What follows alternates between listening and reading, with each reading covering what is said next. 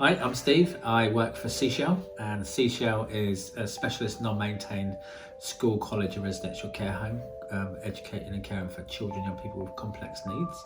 My name's Gav, and I'm the Community Engagement for Disability Stockport. What that kind of means in practice is having conversations, listening to people, listening to their experiences, and some of the things that they're trying to access that they might need support in accessing. And sometimes there's a bit of advocacy in that sort of sense, but sometimes it's maybe asking a question to really listen, hear and know how to respond to somebody if there is a need there. And that's what this Community Champions kind of project is all about, really. I think also through COVID, that caused a lot of isolation.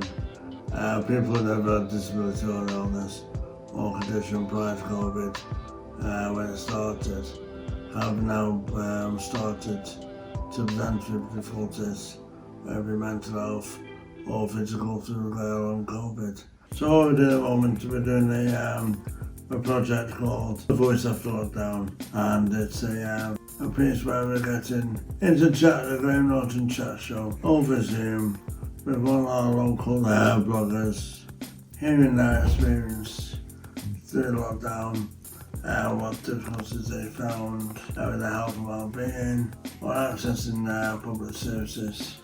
And so considering this sort of point of time is, from the training, it's about saying, okay, so how can we make sure that there's no stone unturned? How can we make sure that every person has contact with somebody to ask them those questions that generally talk about, so where are you at now? How's life moving forward? What support do you need? Are you kind of generally safe? But in the project as a whole, for me it's about getting the voice out there to those who are isolated, capturing them, and then drawing them into services or organisations or to support groups.